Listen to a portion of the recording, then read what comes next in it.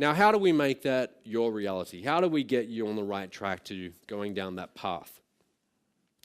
I want to do a session now where we teach you the basics. It's funny, I'm at the reception last night and a lady comes up to me and she's telling me she's been doing this for like 3 weeks and she's really, really confused. She's getting like 40 emails per day. She doesn't know, what to do, what not to do, where to turn, and it's just very confusing. This business is actually quite simple. We overcomplicate it though. Okay, we get that much information thrown at us that we can't recognize what's important and what's not. But it's actually quite simple. There's a few fundamental things that you need to do to get results, and if you do them, you will get results. Okay? Very first thing, it all starts inside of your head. Who here, you guys are getting into internet marketing, but who here is currently working in a job? Okay, all right, so quite a few of you. Who here is like full-time in your business? All right, so it's roughly like 70% of you are in jobs and 30% of you are pretty much full-time. After seeing thousands of people come through our training, one of the biggest challenges is how do they make the transition from employee into business owner? Because they require very different ways of thinking. Okay? T. Harv Eker, I don't know if you guys know who that is, but he wrote a book called The Millionaire Mind, and he talked about the differences between business owners who do very well, become wealthy, become rich, and the masses who never really do that well with money. And I want to read some of these out because I think this sums it up perfectly. The poor and middle class, they believe that life happens to me. Okay, I can't control what's going on. People who do well financially, they believe I create my life. That is like the most important thing. Whether you believe life happens to you or you are in control and you create your own circumstances. If you believe that the amount of money in your bank account is due to someone else, your job, the economy, you're never going to get wealthy. Okay? Until you accept absolute full responsibility for where you are financially, you will not get wealthy. So even when I didn't have a lot of money, because I'd spent it all on internet marketing, I still accepted full responsibility. Not in the beginning. In the very beginning, when I spent that $40,000, I went through like a period of maybe 6 months where I blamed the guy that I'd given that money to. I thought, that bastard, he never helps me. I sent him all that money. And I was blaming him for like a long time. But then I realized it's not him, it's all me. Okay, you have to accept that.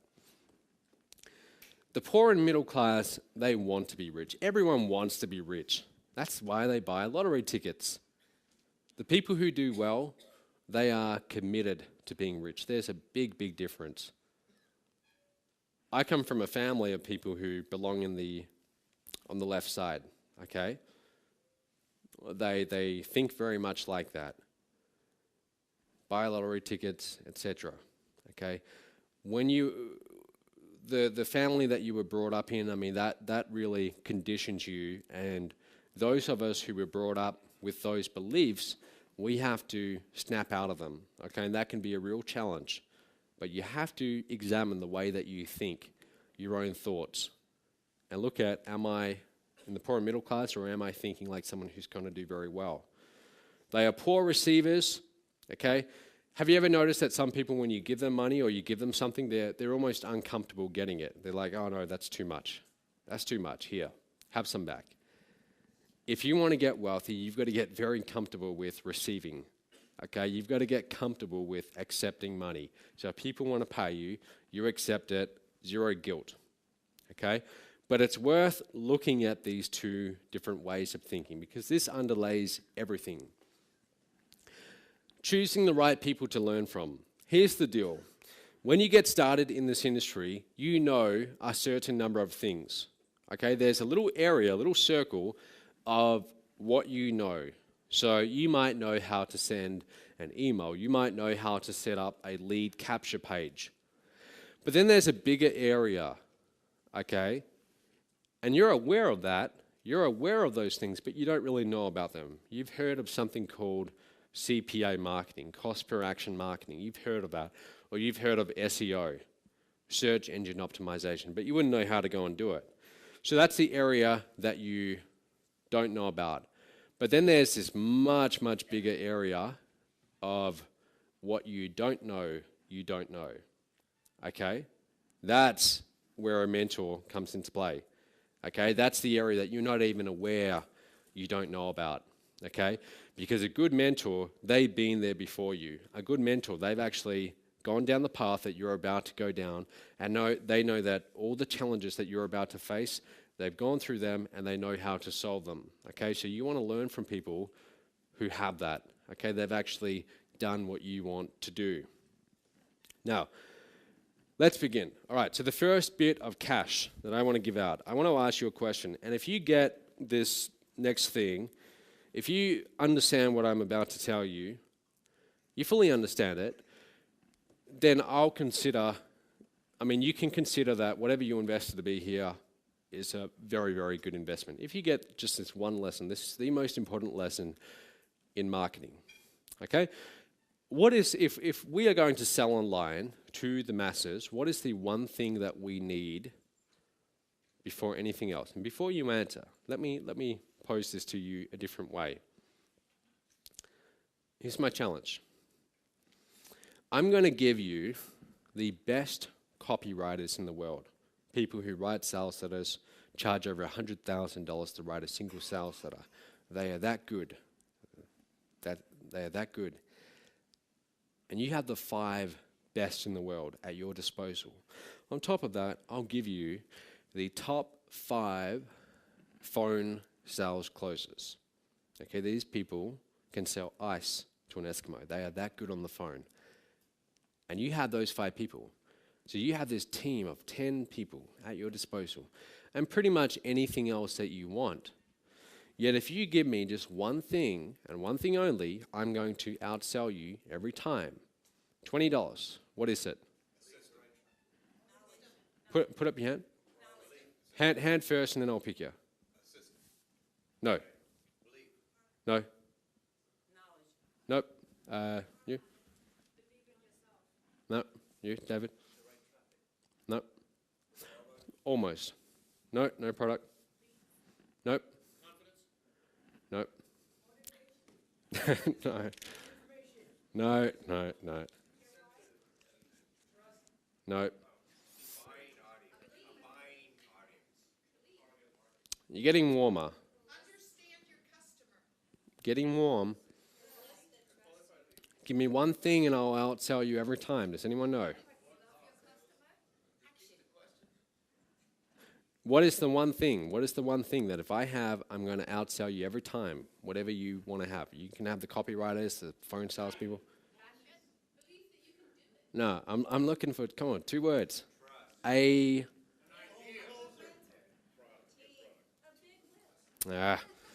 tell you. I'll tell you what it is. Don't worry, there'll be plenty of opportunity.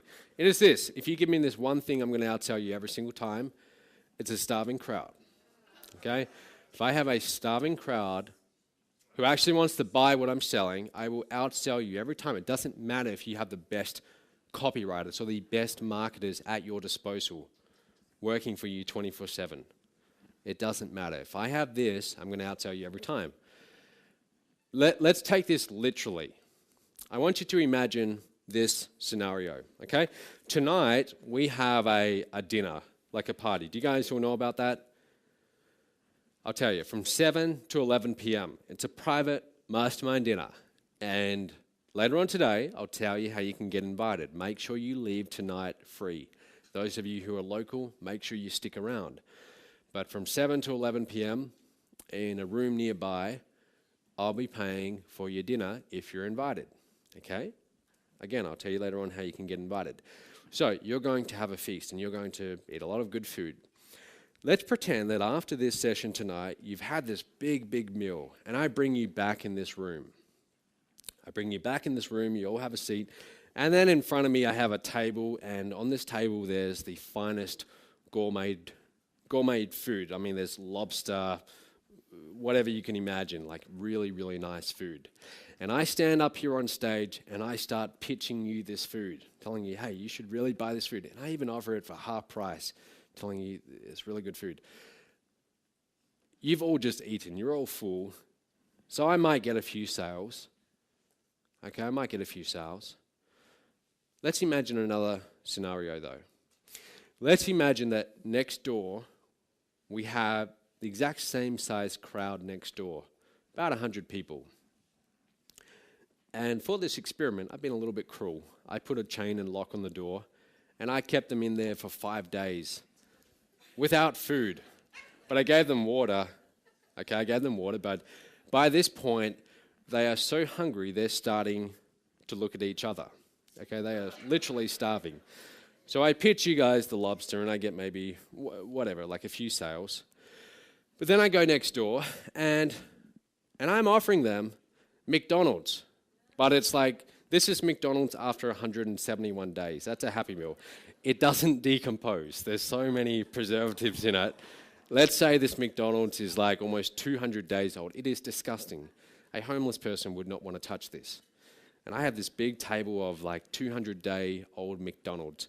I go in that room, and I stand up there on stage, and I give you guys a big like 1-hour pitch for this finest gourmet food at half price. I go in that room, and I practically say, I got McDonald's, and I'm going to charge you 10 times what you would normally pay for it. Who wants it? I'm going to have a stampede in that room. They're going to rush at me so fast with their money because they want what I'm offering. Do you see the difference? I want you to understand this lesson. It's not about the product. Everyone thinks it's all about the product. It's about the audience. I could be selling garbage like 200-day-old McDonald's, but if I'm selling to the right audience, I'll outsell any other room who's selling to the wrong audience. It all begins with the market, the audience that you're selling to. That is where everything begins. And the way that like I've been in marketing for a little while, and you guys have probably experienced this. When you tell people what you do, and they say, what are you doing? You say, oh, I'm in internet marketing. And they say, oh, yeah, like I want to learn how to do that. I've got this great idea for a product. If I could just find out how to market it, I'd be making a lot of money. That's how you recognize someone who they don't quite get it. They've got a lot to learn. It's not about the product. It's all about the market, the audience. Again, the product is less important than you might think. It's all about the audience. The reason why I want you to get this is because if you're going to try and make money online and sell to the masses, that's where it all must begin. You could be the greatest internet marketer in the world, but if you're trying to sell to the wrong audience, you're not going to get any sales. So this is where it all begins. Has anyone seen this before? It's from Perry Marshall, a guy he's a very good marketer. Basically, this triangle, the C stands for conversion, T for traffic, and E for economics. This is like the foundation of your business. Okay, conversion, traffic, economics. And in the middle, there's the 80-20 principle. You've all heard of that, right? 80-20? No? Yeah, all right. Most of you have. If you haven't, come and see me in the break. This is where it all begins. Okay, if you have traffic conversion and the right economics, you can make a lot of money online. And then those equations below there, they're mine. Actually, I didn't come up with them, but that's the foundation. Traffic plus conversion. Traffic is an audience. You guys all know what traffic is, right? Traffic is this room, that room of starving people after 5 days. That could also be a different traffic source. Traffic is the audience, the people who are clicking on your ads. Do not look at clicks as clicks. Look at them as people sitting behind computers all around the world. Thoughts, real lives going on in their minds. Okay, traffic plus conversions equals sales. Now, as long as our sales, our gross revenue, is greater than our expenses, what we pay to get that traffic, we're making money, we're profitable. So to get you guys here in this room costs money, right? To get those people in that room costs money. All traffic costs money. There's always a cost for traffic. But as long as what's coming in is greater than what's going out, you're making money. Okay? I know these are very basic things, but this really is this business. This is what it all boils down to. It all comes down to this. Traffic is really just eyeballs. It's getting people looking at your offer online. seeing your offer. That's all it is. They click your ad, they go to your lead capture page, they see your offer.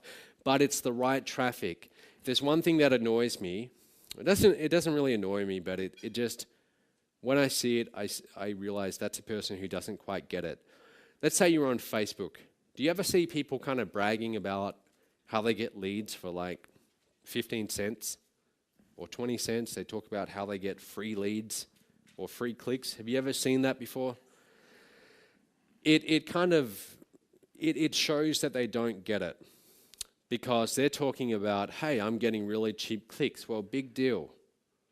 It's about, where are those clicks coming from? Are those clicks from a room of people who just had a meal and don't want to buy, or are they from a starving crowd? It's not about the fact that you get clicks for X dollars. It's about who's doing the clicking, okay? Who is the audience? That's where it all begins. So when it comes to buying traffic, there are some traffic sources where I will happily pay $5 for a click. For someone to click my ad, I'll pay $5, or I'll pay $10. And there are other traffic sources where I wouldn't want to pay 5 cents for that click, because there are different people behind each click. Does that make sense? You getting that? This is really important. Understand that money only comes from one place, and that is people.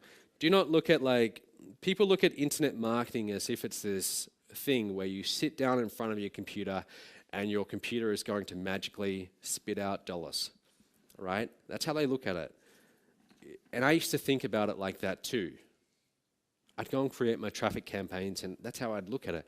And I'd look at clicks as just being clicks. They're just little digits on the screen. But then I started thinking about them as being real people around the world, sitting there in their home, out there in their office, or on the couch in front of the TV, laptop in their lap, kids running around, the dog barking. I started thinking about them as real people. And how do I communicate to those real people? How would I communicate to them if I was actually there in person? And I started to put that into my marketing. Okay, really important. It's funny, like when I fly around to all these different places, like a few days ago I fly in from Mexico and I fly into LA. I love looking out the window of the plane and just looking down at like all the houses and all the cars. And I think, look at that, there's like tens of thousands, millions of people, okay? All of these people. And each of these people, they all have bank accounts, they all have wallets, they all have money. Now, where are they deciding to spend their money? How do I get my offer in front of these people? This is how you must think. Okay, money doesn't just come out of the computer, money is coming from these people. So when you communicate through your marketing, you must communicate as if you're communicating to a real person. It's really important. So traffic, I'm not going to go into too much detail about traffic, and I'll tell you why. Later on, you're going to be hearing from John Chow, you're going to hear a little bit from Terry Lamb, you're going to hear from Marlon Sanders tomorrow. Marlon's the guy who's been doing this since I was about 9 years old. And they're going to be talking about list building, okay? So they're going to tell you everything you need to know about how to get leads. But traffic is really just, it's about getting your offer in front of the right audience. So whether it's banner ads, postcards, doing an ad in a magazine, a newspaper, having affiliates promote, that's what it's all about, just getting your offer in front of the right people.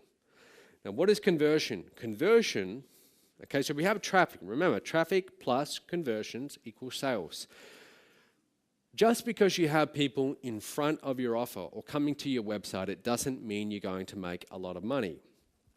For example, do you guys remember that song, It's Friday, by Rebecca Black? Remember that? Do you? Yeah. How many views did that get? It got like 100 million or something like that. It got like some ridiculous number. Now, so in other words, like tens of millions, I think it might have been like over 100 million people see this page on YouTube, see this video. That's a lot of people. Okay, that's a lot of people. Now, did that turn her into a billionaire? No. Did it make her into a millionaire? No. Maybe made her a little bit of money, but my point is, just because you have a lot of traffic, it doesn't necessarily mean that you're going to make a lot of money. Don't look at traffic as being the answer, because if you don't have the right conversion model, you can have all the traffic in the world. You can have a few 100 million people around the world in front of their computers looking at your website, but it's not going to turn into money, okay? Conversion is that thing that separates a profitable business from one that's not. Conversion is the ability for you to put an offer on your website that persuades someone to pull out their wallet, take out their credit card, and send you some digital money, okay? And if you can master this one skill, you can have people from all over the planet sending you money. It's a cool thing. But that's what conversion is. So that's the second thing we need. Now, the third thing, economics. Here's the deal. At one point in my life, and this was actually fairly recently, I'd been looking at my bank account and I'd been building up this cash balance. And I was I'd been watching it from like late 2011 when I first started getting like decent results. And all the money that was going in the merchant account, I just left it all in there. I did not touch it. I didn't go and spend it on cars or houses or anything. I just let it all accumulate. The only time I took money out of that account was for business expenses. And I watched it grow from 50,000 to 100,000 and above and beyond. And I remember it got to about $980,000 just sitting there. And I'm watching it and I'm thinking, can I get this to $1 million? Finally, it gets to $1 million. Okay? And I think, great. And I take a screenshot of it and I think, awesome. Finally, I reached that target. And then what happens, over the next maybe 4-5 months, we're doing several $100,000 per month in revenue. 4 or 5 months later, I go back into that bank account, and I'd kind of been watching it, but I was so focused on gross, on how much we're making per month in revenue, and I wasn't focusing on net, what's actually going into our bank, how much cash do we have on hand. 4 or 5 months later, that number had barely changed. And I thought, what is going on here? All of this money is coming in, but it's all going out just as fast. This is insane. This is stupid. Okay? And here's why. When you start getting results, there's a big danger that you focus on gross numbers. You see it all the time. Internet marketers are bragging about, hey, I make $100,000 per month. It's not about gross, it's about net. How much did you actually get to keep? The fact that you're making hundreds of thousands of dollars per month doesn't really mean anything if you're not getting to keep at least, a portion of it. This is economics, okay? The economics of your business, it must be profitable. If it's not profitable, guess what? You can't keep on spending money to go and get a new audience. You can't scale up, okay? So this is really, really important. Who here have you guys done a traffic campaign before? You've spent money on traffic before? Who's spent money on traffic? Most of you, right? And I'm sure you've had the experience of you spent like $100, $200, and you got nothing back, right? Now, how long can you keep on doing that for? Not very long, okay? More money is going out than is coming in. That's the economics. That's the part you have to fix. Now, on the other hand, what if you spend $100 and you get back $200? How long can you keep on doing that for? Forever. That's exactly what I did. When people ask me, what did you do to scale so quickly? That's what I did. That's all I did. I had my first $5,000 and $15,000 a month. Rather than go and spend that money, I chose to put most of it back into the business to get more leads, more traffic. And I took that from 15 to 45 to 81K and so on. I just kept on putting it back into the business. It wasn't that hard. It's not something that all of you couldn't do. Provided you had the right business model, so long as you can figure out, how do I put $1 in and get $2 back, then you can do that. But that all begins with the conversion, okay, the business model. We're going to talk about that a little bit later on. Now, most of you, if you are getting started, here's what you need to understand. In the very beginning, cash is where you need to be focusing on, okay? You need to be bringing in cash. Why? You've got all of these expenses. You've got money going out on traffic. You start hiring people. You need cash on hand. My first few years in this business, I was constantly on the edge of having no money in the bank. I'd get like $500, $1,000, and then it would drain away, and I'd watch it dwindle down, and I'd have to wait for the next payment to come in, okay? But you need to be focusing on that, okay? Building up your cash reserves. Some of this, does this sound like general knowledge? Maybe it does, but this is really what started getting me results. Okay, late 2011. I start making money and I start to think to myself, all right, I'm going to keep this cash on hand for the business. Okay, and that became my focus. How do I grow this? How do I build this up? Most of the money that you will make in this business is not from new customers, okay? It's from repeat buyers.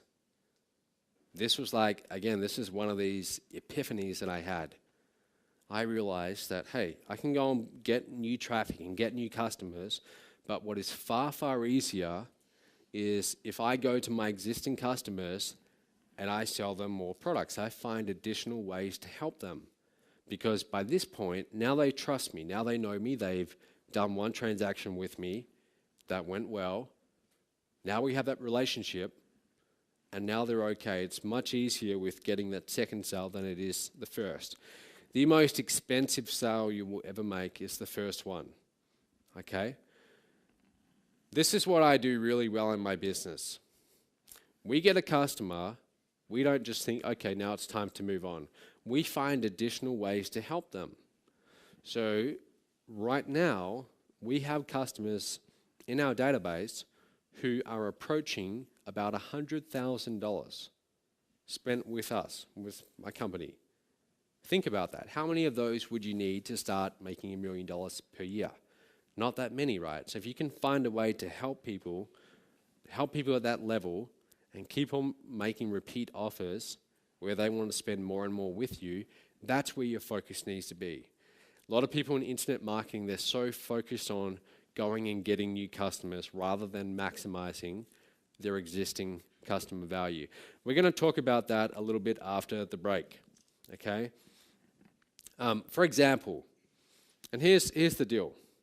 When you're looking for a market, and I'll talk about that in just a moment, a good market to go after is one where as you serve them, as you sell them your product, and that product helps them, their purchasing power goes up. Where's David? David Fellini. Yeah, David. So about 5 weeks ago, David came to Fiji, and David invested, he's a platinum member. Okay, platinum is the highest level in MOB. David invested in my apprentice program. It's $50,000. It's a 1-year one-on-one coaching program with me. Okay, $50,000. Do you know why he did that? I'll tell you why.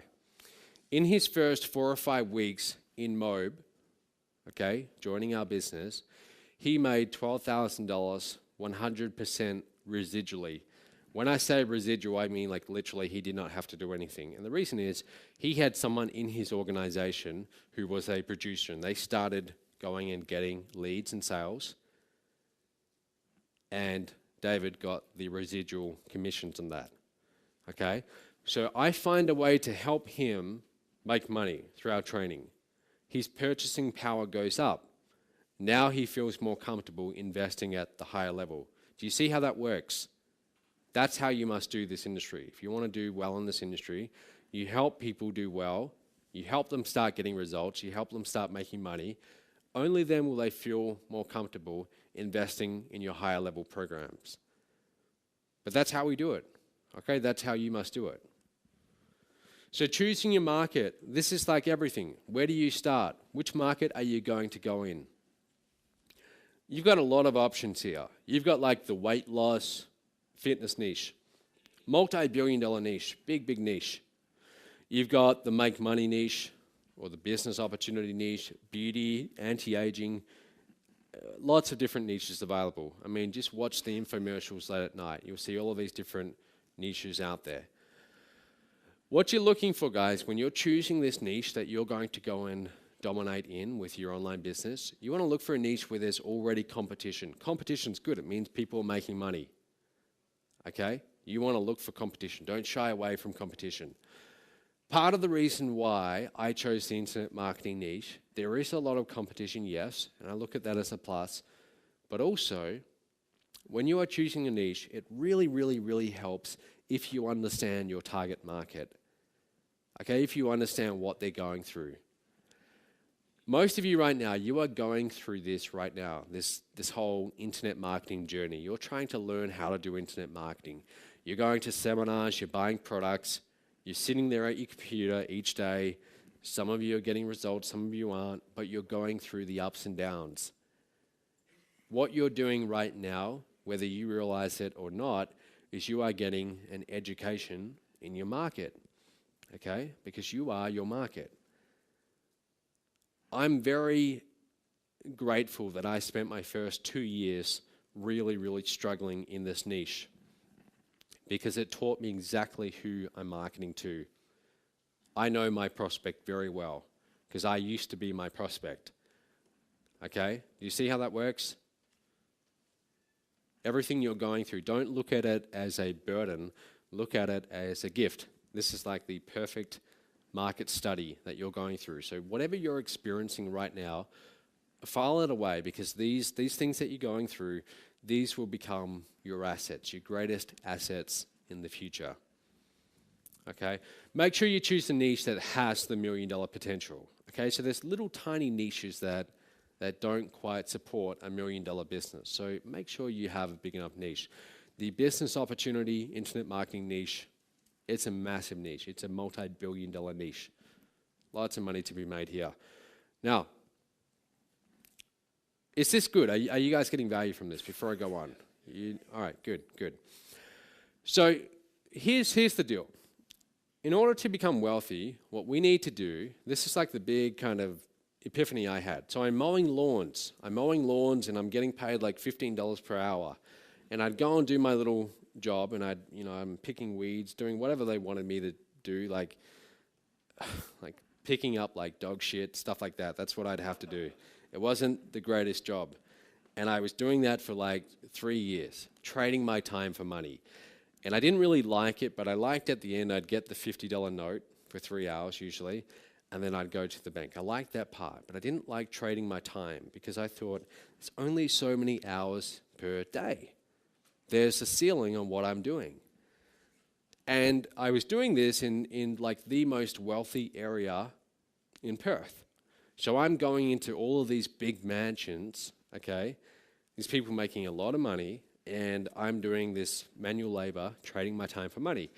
And I saw it right there and then. I saw that, hey, what I'm doing right now, I'm just trading time away from my money.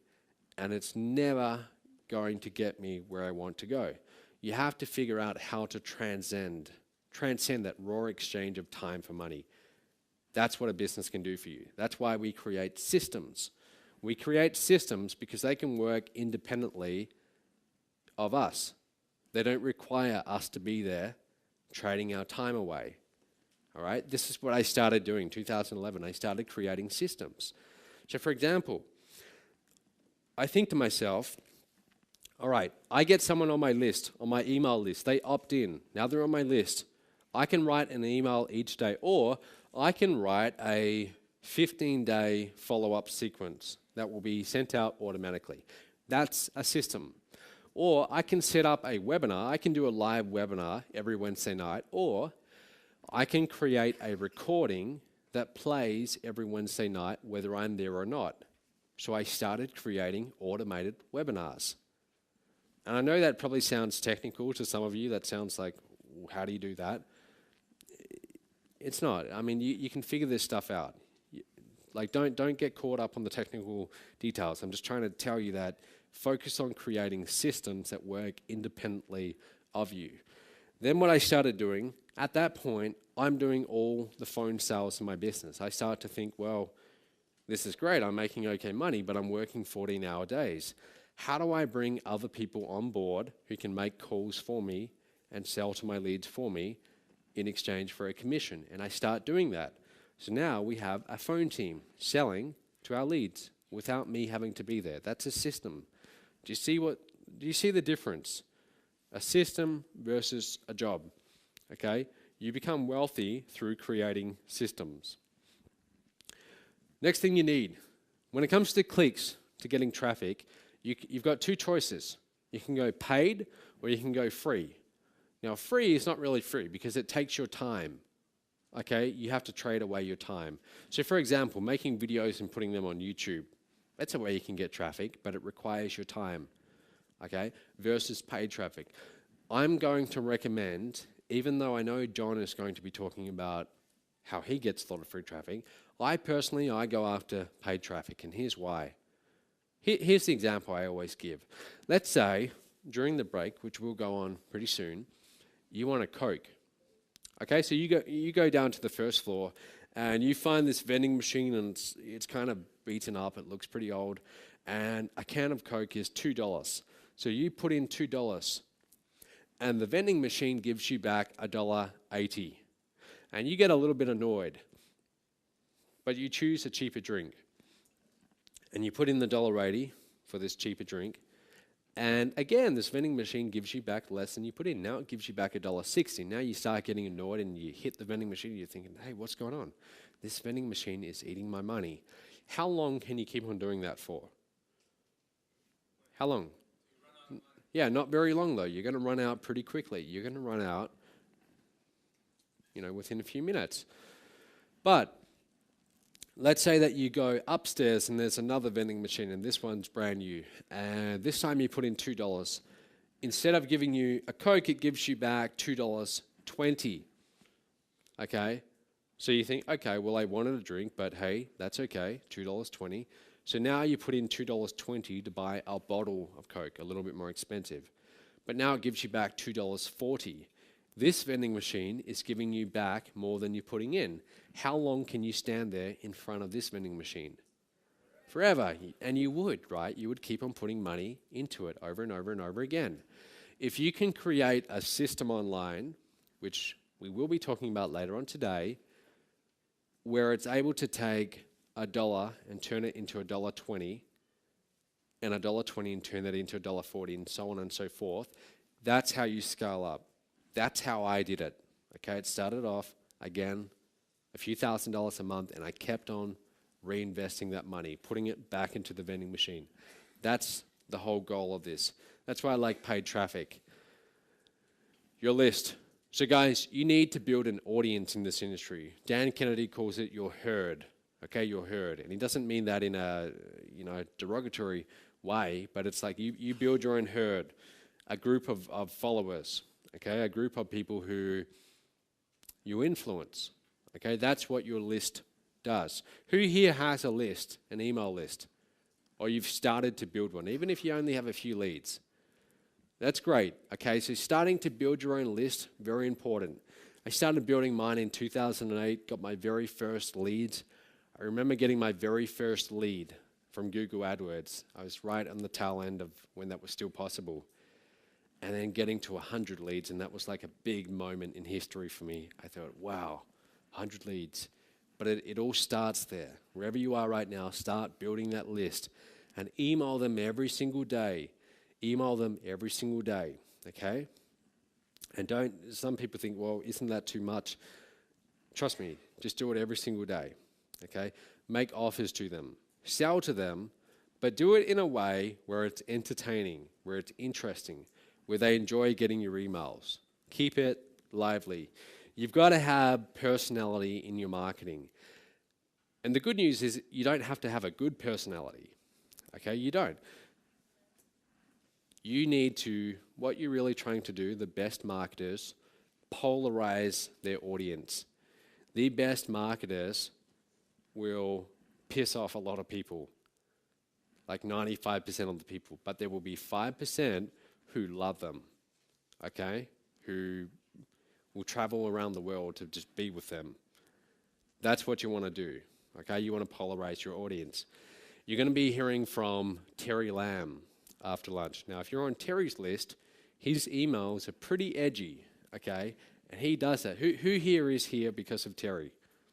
Yeah. So you guys get his emails, right? And they're pretty, they can be pretty. I'm on his list too. That's good. That's good marketing. All right. He's saying, look, you need to be at the Home Business Summit. If you're not here, get off my list.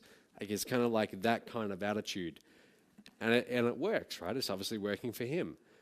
That's what you want to do. I'm not saying that you need to be rude to your list or anything like that, but I'm saying don't be in the middle.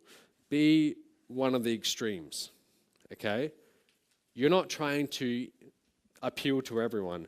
If you try and appeal to everyone, you will go broke, okay?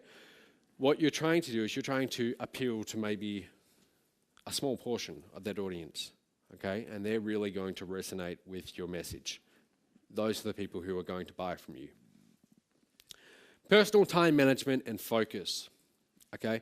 This is what separates someone who does well from someone who doesn't in this industry. All of you are going to get the exact same knowledge over this weekend. Now, you can go home, and you will go home, and you'll start perhaps implementing. I hope you implement. Yet there will be people in this room who become much more successful than others. Why? Is it because of intelligence? Maybe to some degree, but not as much as you might think.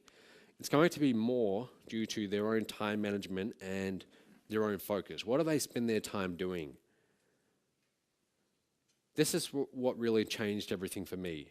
My first 2 years, I spent my time doing all the wrong things. I spent my time constantly responding to other people's marketing. So I'd get like 50 emails a day. I'd be watching the next launch after launch and responding to their marketing. My attention was constantly jumping from ad, click here, click here, click here, and I would do that for hours and hours and hours on end, okay? I'd be very busy, but I wouldn't be productive. I wasn't getting much done. Who can relate to that? Yeah, you can feel that, right? You sit down in front of your computer and you go through that.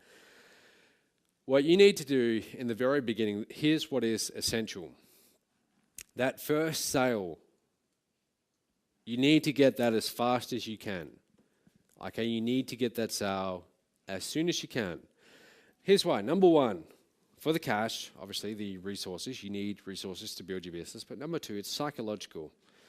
What happens is, if you go too long without getting results in this industry, you start to doubt yourself. And that's what I did. You start to doubt yourself and you start to accept that this is just the natural state of affairs. I'm never going to figure this out. Okay? And it's dangerous. Okay, it's dangerous. When you get that first sale though and you see, hey, this is actually real, this actually works, it will snap you out of that. That's why it's so important that everything you do when you get home, your primary goal is, I'm not going to try and make $1 million. I'm just going to try and get my first sale. I'm going to promote this product as an affiliate. I'm just going to try and get one sale.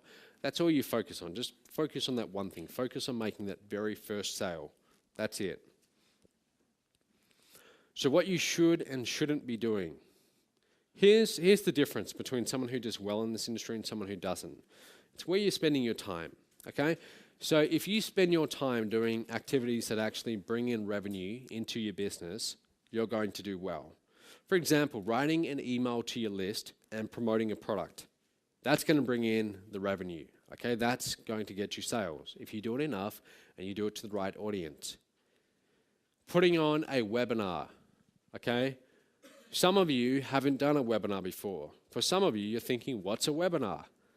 And it might think like a long way off, okay? But you've got to be challenging yourself, okay? For me, at one point, doing a webinar was a big, scary thing too, okay? But you doing a webinar and getting people on a webinar and selling to them and telling them, you should get this program, that's a revenue-producing activity.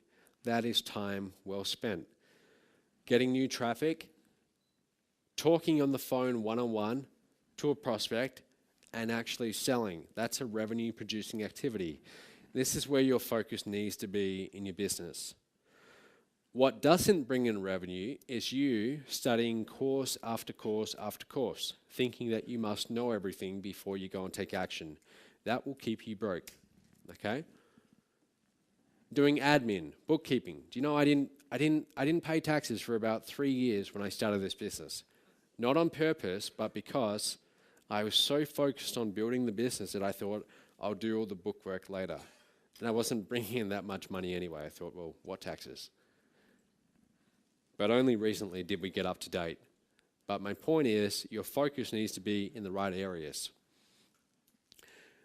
The 80-20 principle, most of what you do, here's the thing, guys. If you were to take a notepad around with you during the day and write down what you're doing every 10 minutes, and if you actually go home and do this, write down what you're doing every 10 minutes, and then look at that at the end of each day, you will find that a lot of what you did, it's just like busy work. It's busy work, but it's not productive work.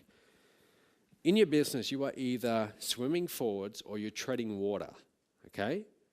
Now, when you're treading water, if you've ever been in the ocean or a pool and you're treading water, you're moving, right? You feel busy, but you're actually going nowhere.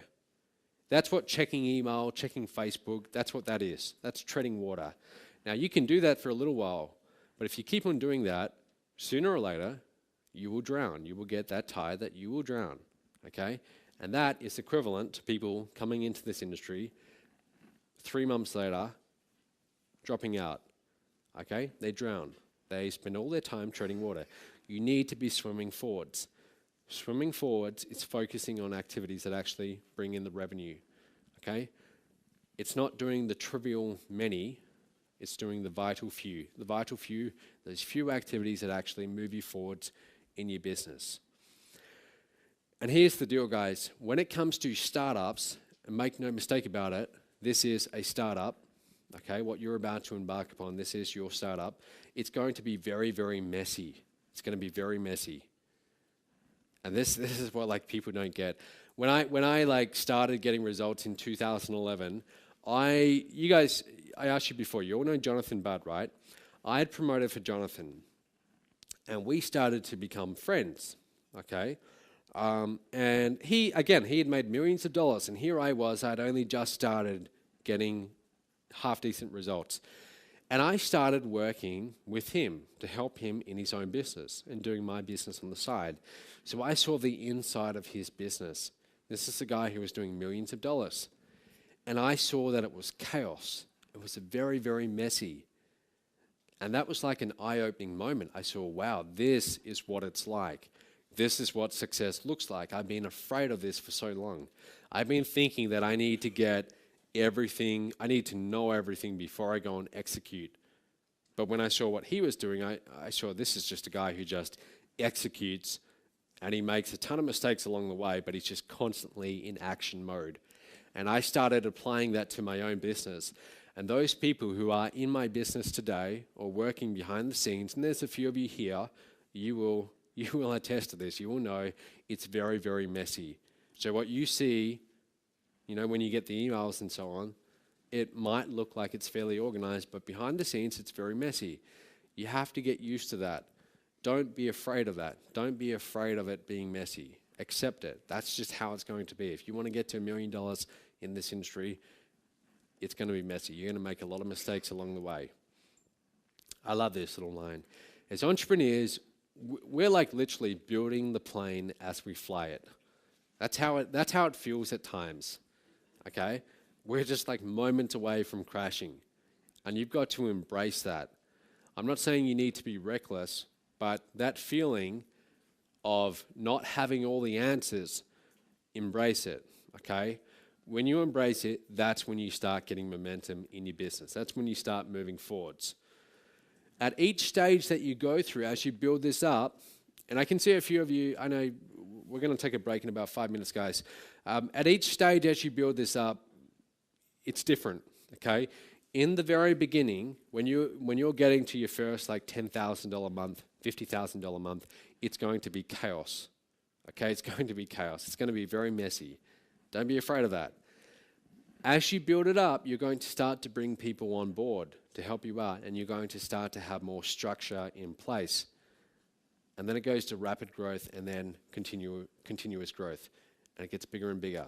But in the very beginning, the startup environment, it is like that. It's chaos, it's messy, and the thing is, guys, most of us, we're brought up through the education system where we are taught that you go and study books first. You go and study books, you do the test. You go on and acquire the knowledge first before you go and do.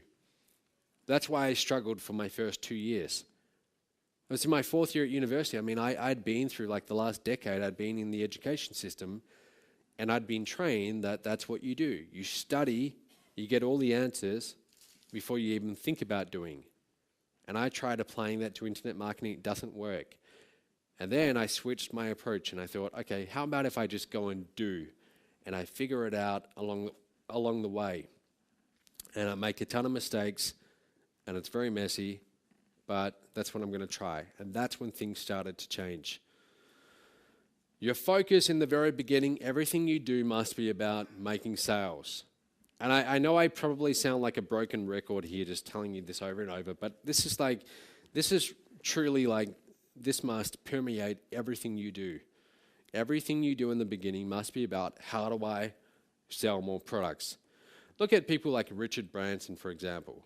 I mean, he's always selling. He's always in selling mode. Donald Trump, he's always selling. Like these entrepreneurs, they are always selling. That's what you must learn to do. Okay, this must become a part of what you do. Always be in promotion mode.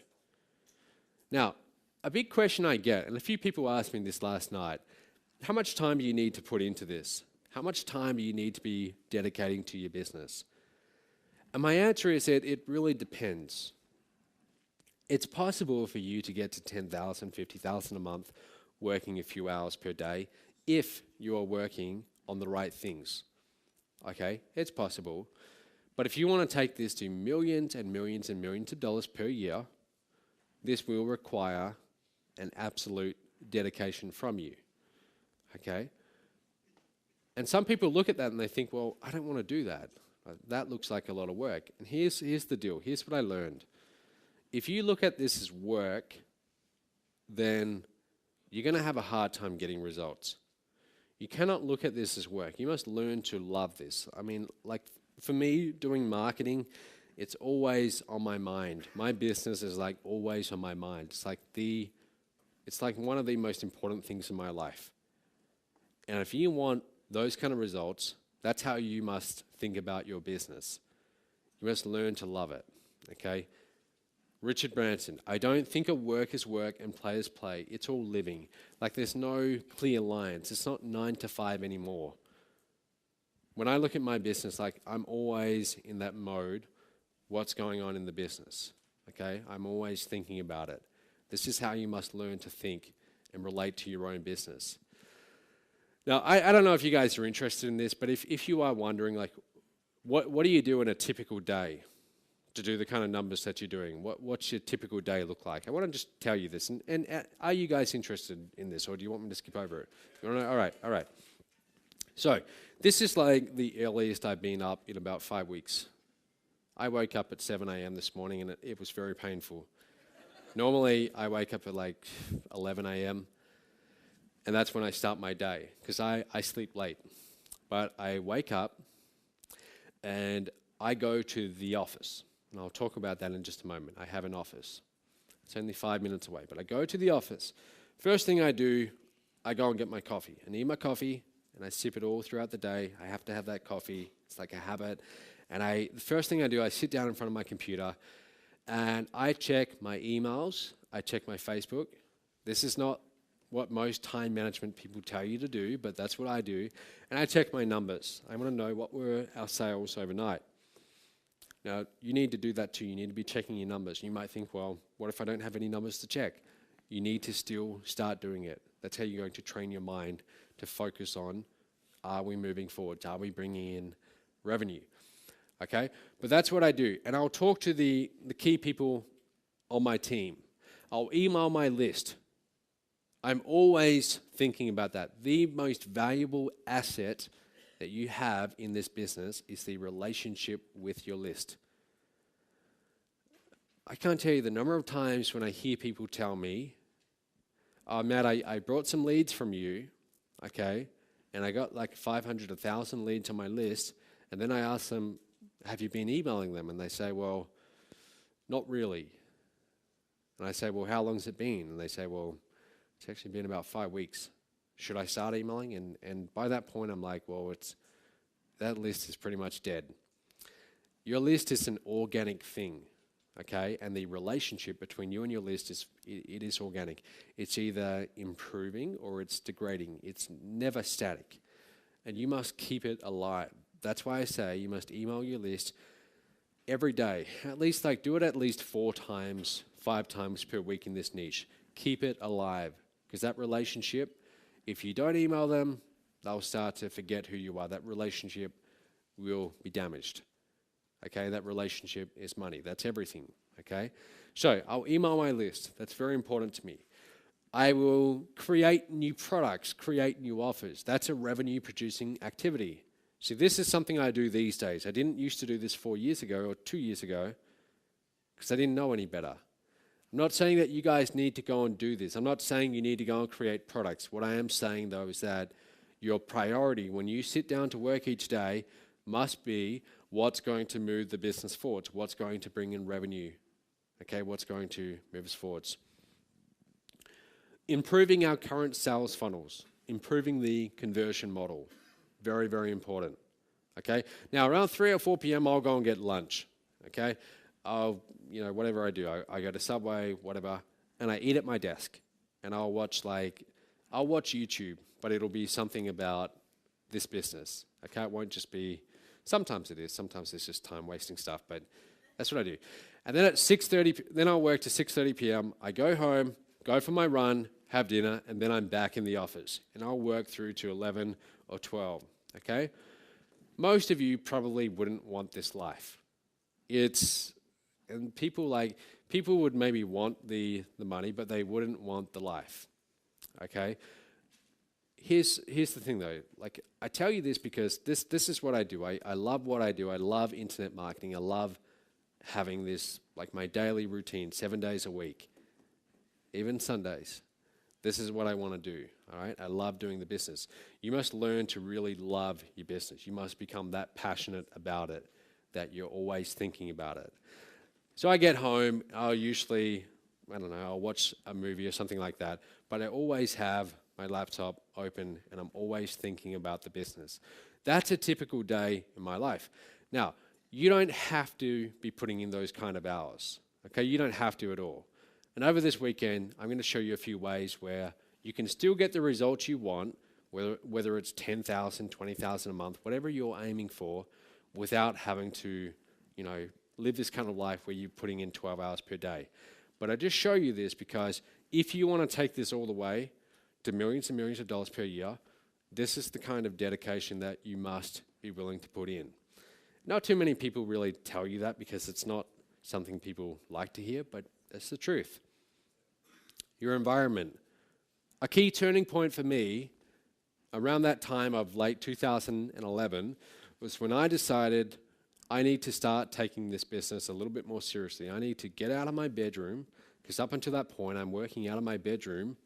I have a desk in the corner, and I need to get a real office. And when I go to work each day, I need to treat my business like, I don't like to say it, but like a job almost, where I actually have a time when I get into the office, and I sit down and I get stuff done. So I rented an office, even when I could barely afford it. And it scared me to sign the lease for 1 year, because this was the time when there wasn't much money coming in. But I knew, hey, something's got to change here. This isn't working. So I go and I rent an office, and that was one of the best decisions I've ever made. I still rent an office. It's 5 minutes away from where I live. I drive to the office every day. It costs me like $1,000 a month extra, okay? $12,000 a year. Maybe that seems like a lot to you, maybe not, but it comes back many times over in ROI, okay? Because it's a better environment. You sit down and now you're ready to produce. When you try and run your online business from your laptop in front of the TV, you're not really working, right? You're you're checking email. That's not really getting stuff done. So the environment that you're producing in has a big impact on what you get done. This other principle, guys, as you're scaling this business, and we're going to have a break in about 2 minutes, but as you're scaling your business, I want you to learn this lesson early on, because no one really told me this, and it's got me into trouble a few times. One is the most dangerous number in business. You don't ever want to become dependent on one thing. For example, if you become dependent on one traffic source and that traffic source dries up, that's dangerous. If you have one merchant account where you're accepting the money and that merchant account gets shut down, as they often do for some reason, there goes your business. A little while ago, our CRM, like where we manage all of our customers, that pretty much got shut down. Hundreds of thousands of dollars that cost me. Okay? So don't ever become dependent on one thing. Always be thinking, what's my backup plan here? Okay, and finally, before we go to the break, I want you to enjoy this journey that you're about to embark upon. I mean, entrepreneurship and this struggle that we go through to build this business, it's not a burden, it's a privilege. It's a privilege to do what we do. We live in a time, if you look at the history of humankind, we are very lucky to be living at this time with the internet. We can reach people all around the world with our marketing. It's incredible.